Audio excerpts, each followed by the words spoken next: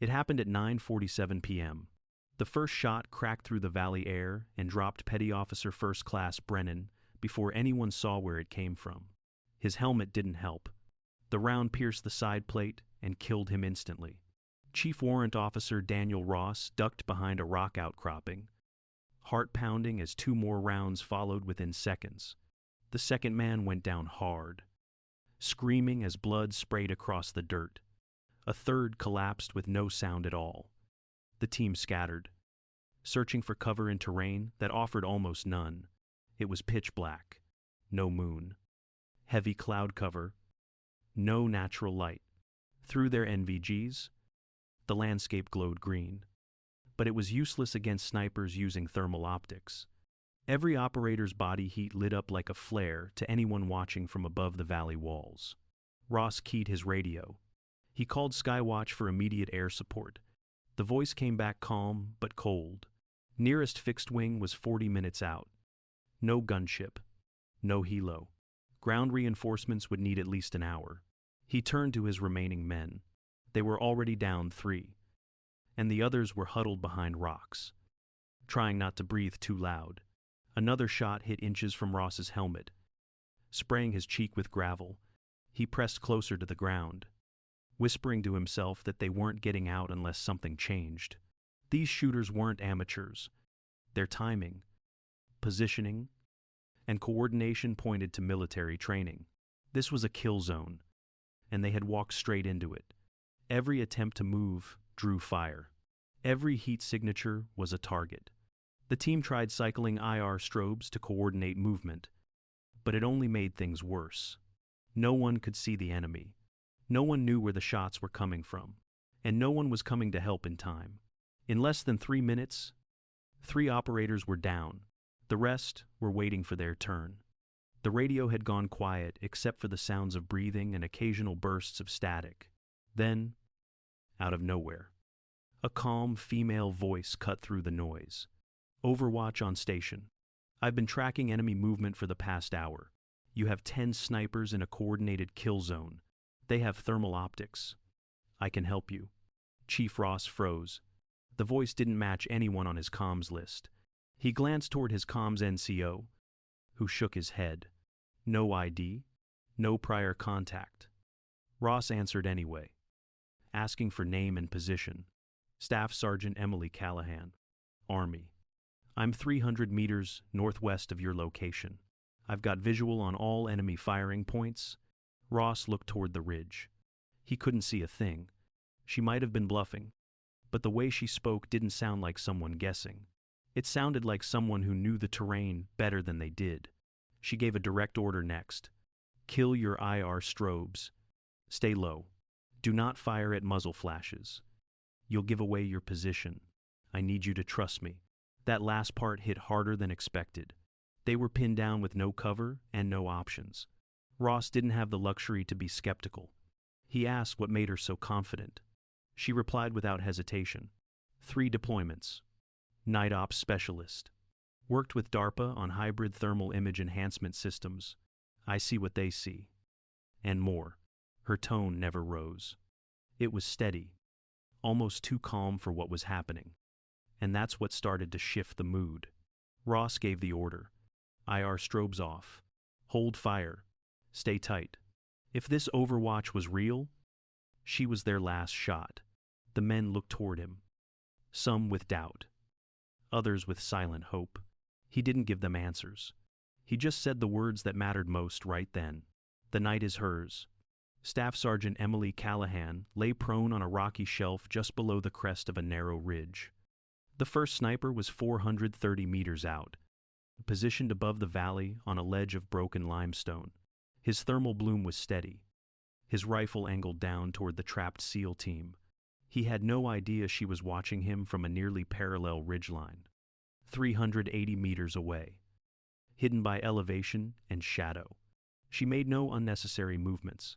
Her Knight's Armament SR-25 rested steady on a bipod, barrel fitted with a suppressor.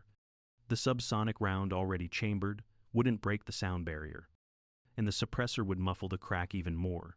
She controlled her breathing, adjusted for the breeze cutting through the mountain pass. and squeezed the trigger. The shot sounded like a soft cough. Through her advanced optic, she saw the thermal bloom shift violently, then vanish. The sniper's heat signature went slack, dropping flat against the rocks. He never heard it coming. Without hesitation, she pulled back, low-crawled 20 meters laterally along the ridge, and settled into a new position with a different angle. The second sniper had just fired from a dry riverbed south of the valley floor. His position was deeper and partially obscured, but when he fired again, the flash lit up in thermal like a match in the dark. She tracked the bloom back to his shoulder line, adjusted her wind hold for the drop in elevation, and let the round fly. 1.2 seconds later, his image collapsed. No movement, no follow-up shot, just silence. The mountain air, moments ago filled with gunfire, was starting to shift, not in sound, but in control. She knew the other snipers would notice the silence soon. Their rhythm had been broken, their circle cracked open by someone they couldn't see. Emily remained calm. She didn't celebrate. She just checked her data, scanned for the next threat, and started moving again. Each shot wasn't just a kill, it was a message. The night was no longer theirs. Emily spotted the next two targets huddled inside a tight cluster of boulders 340 meters to the west. One held the rifle steady, eyes fixed through a scope trained on the valley floor. The other scanned with thermal binoculars, sweeping the ridgelines for threats. They were a textbook sniper-spotter pair, positioned perfectly to cover overlapping fields of fire. She crawled slowly along a narrow ledge until she found the right angle. From her position, she could see both men without exposing herself. The spotter was the priority. If he detected her, the shot at the shooter would never come. She adjusted her scope, factored in the slight crosswind, and pressed the trigger. The suppressed crack was soft but final. The spotter's body slumped, still clinging to the binoculars as they tipped forward. The shooter flinched, turned toward his partner in confusion, and reached out instinctively. Emily had already reset. The second shot came 2 seconds later, and the shooter crumpled before he ever saw her face. She remained in place for a moment, watching for signs of movement, then backed down the ridge to shift position. Her voice came through the SEAL team's radio, low and steady. 2 more down. Shooter and spotter pair neutralized. West Ridge. No counterfire. Ross responded quietly, as if louder words might break the spell. Copy that. Overwatch. Confirming 4. We're holding. Emily moved again, now deeper into the ridgeline shadows. She didn't rush. The others would be adjusting, searching. The silence was louder now than any gunshot. Every decision she made came from thousands of hours spent learning the enemy's patterns. She knew how long a sniper would take to reassess after losing a partner. She knew they would expect fire from below, not above or behind. And she knew hesitation was the one mistake they couldn't afford. She wasn't here to survive the night. She was here to own it. The fifth sniper thought he was untouchable. He had burrowed deep into a cave cut into the rock face, almost completely shielded from view. But Emily saw the faint thermal bloom of his scope peeking from the shadows, just enough for her to confirm a firing position. She adjusted her hold, compensated for the drop at 680 meters, and took the shot. The round took over a second to reach him, but when it landed, the signature vanished. She didn't wait to confirm. The cave swallowed the body. The sixth sniper made a different mistake. He keyed his radio. A brief pulse Emily's gear picked up as a spike of electromagnetic noise from dense brush 290 meters out. That signal gave her everything. She scanned the brush, isolating a subtle temperature variation that didn't match the surrounding terrain. One shot, and the figure inside collapsed without sound. The seventh and eighth snipers broke discipline, trying to relocate to safer ground after realizing too many of their team had gone silent. Emily saw their heat signatures moving against the cooler slope. She tracked the first one mid-stride, led the shot by 2 meters, and dropped him clean. The 8th reached partial cover behind a large rock but left a thin sliver of heat exposed along its edge. Emily didn't hesitate. She lined up the shot, calculated the gap, and fired. The body fell back and out of sight. But the bloom told her everything. She shifted again, breathing steady, checking for movement. Nothing. 4 mistakes. 4 bodies. She didn't need them to be reckless. Just human. The last 2 had gone dark. No movement. No radio. No visible heat. They had cut their scopes, buried their bodies into rock, and vanished into stillness. But Emily had been watching them for days, and she knew where they would run when things started falling apart. The 9th sniper had retreated into a narrow crevice in the southeast ridge, a spot he'd prepared 2 nights earlier. The position masked thermal completely, but Emily had seen him set it up. She didn't need heat. She just needed memory. She aimed for where the prone shooter would settle and fired. For a few seconds, nothing changed. Then a slow thermal bloom spread along the rock, warmer than the stone around it. Blood. That left 1.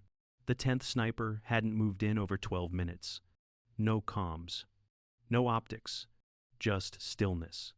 The kind of control that marked a professional with serious experience. Emily didn't rush. She watched the terrain, scanned for irregularities, and let the moment stretch. Then, the faintest flicker appeared, a soft glow where his elbow shifted, just enough to ease pressure against the cold granite. It lasted under 3 seconds, but 3 seconds was all she needed. She traced the source of the anomaly, calculated his most likely prone position, and fired. The bloom flared, then dropped. 10 targets. 10 confirmed. She didn't smile. She just exhaled and whispered into the radio. All snipers eliminated. You're clear to move. Then she was already shifting again, because there would always be another ridge, another valley, another shadow to watch. She came down from the ridge just after 2:30 a.m. The SEALs were still tucked into defensive positions, waiting for confirmation that the nightmare was over. Chief Warrant Officer Daniel Ross stood as she approached, eyes scanning her silhouette with disbelief. For a moment, no one said anything. Emily Callahan looked nothing like what they'd expected. She was in her early 30s, average height, lean with the kind of build you only earn from years in the mountains. Her uniform was matte and stripped of excess gear, everything streamlined for silent movement. The rifle slung over her shoulder had a suppressor nearly as long as the barrel, and the optics mounted on top looked unfamiliar even to Ross. She wore a multi-spectrum headset, a wrist-mounted interface blinking softly with readings none of them could read. When she finally spoke, her voice was the same even tone they had heard through the comms. Staff Sergeant Emily Callahan, Army. Sorry, my intel didn't reach you in time. I tried. Ross nodded slowly, still taking it in. She was real. She was calm, and she had just taken down 10 enemy snipers in complete darkness. Around them, the team was watching, some stunned, others trying to understand how she had done it. He extended a hand. She took it without hesitation. For Ross, it wasn't just gratitude. It was something deeper, a quiet shift in what he believed about who belongs in the fight, about what skill really looks like. There was no bravado, no need to prove anything. She didn't need to raise her voice. She had already spoken loud enough. After the mission, word traveled fast. Command recognized that what Emily Callahan had done wasn't just remarkable, it was replicable. She wasn't asked to return to the same ridge. She was asked to build a program. By the time she stood at a podium at Fort Benning, it was 8:15 a.m. She looked out at a room filled with SEALs, Rangers, and Special Forces operators. Some had already heard her story. Most didn't know what to expect. She opened with one sentence. Darkness is neutral. It belongs to whoever understands it. From that point on, they listened. She broke down the myths surrounding night operations. How thermal optics, once thought to guarantee dominance, could be tracked. How electromagnetic signatures gave away hiding spots. how movement meant death. But silence could be weaponized. Emily wasn't teaching from theory. She brought her rifle, she showed footage. She walked them through shots she had taken, choices she had made, patterns she had studied. Her training was precise, stripped of ego, and grounded in real-world tactics. Within 6 months, units using her program reported a 70% drop in sniper-related casualties during night missions. Operators who once feared darkness began requesting nighttime insertions. They saw the advantage now, not the risk. She rotated between installations, teaching classes at Quantico, Fort Bragg, and Coronado. Sometimes she worked in full gear. Other times, she sat across from students in small rooms, going over mistakes and lessons learned. She taught them how to read terrain, how to listen for the gaps, and how to think like the enemy. Emily never called herself an expert. She called herself prepared. Her legacy didn't come from how many she had eliminated. It came from how many she had protected, and from how she turned the most feared part of combat into a new kind of battlefield, one where knowledge mattered more than night vision. The sniper they were hunting had killed over 40 American soldiers in just 3 weeks. He moved at night, left no trail, and vanished before anyone got close. Intelligence suggested he was former Spetsnaz, highly trained and nearly impossible to pin down. But Emily Callahan had seen ghosts before. For 5 nights, she tracked him without engaging. She mapped every ridge he used, logged the timing of his movement, and studied how he favored certain wind patterns before firing.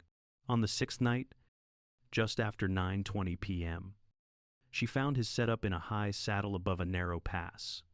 Instead of mirroring him from across the valley, she did something no one expected. She climbed below him, using a steep draw that curved under his perch. She positioned herself 290 meters away at an upward angle. He never scanned that direction. No one ever did. When he finally settled into position and began to adjust his scope, she was already waiting.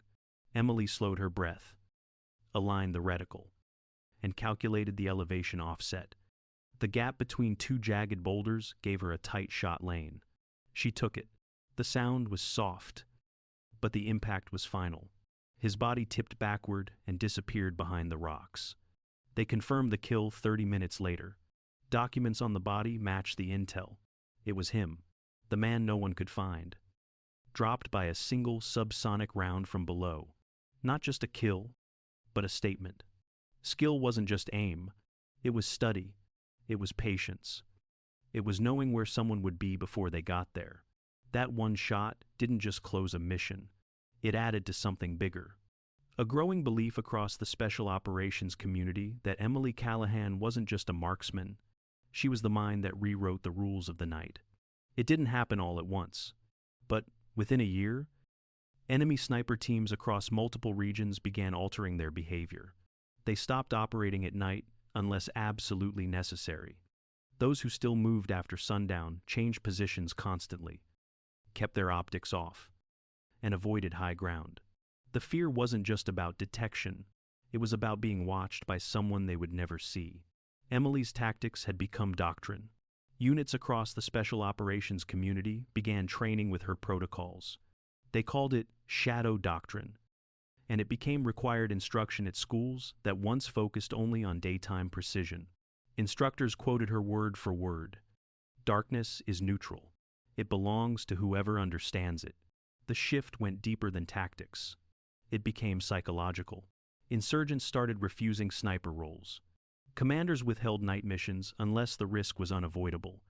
The idea of being hunted by someone who could see beyond thermals, who read the earth like a map, spread faster than the facts ever could. Chief Warrant Officer Ross called her in on 3 more ops that year. Each time, there was a threat they couldn't pin down. Each time, Emily found them. No wasted rounds. No second shots. Just silence. And then clarity. She was never loud, never took credit, but her presence changed the way teams moved. Over time, the legend grew. They said she could see heat signatures from miles away. That she could fire uphill through gaps no one else would notice. That she didn't track targets. She predicted them. Even those who doubted her never ignored the name. She had turned the night from an enemy stronghold into a weapon. She made them fear what they once controlled. And for those who walked into the dark thinking they were alone, she was a reminder. The night doesn't belong to you anymore.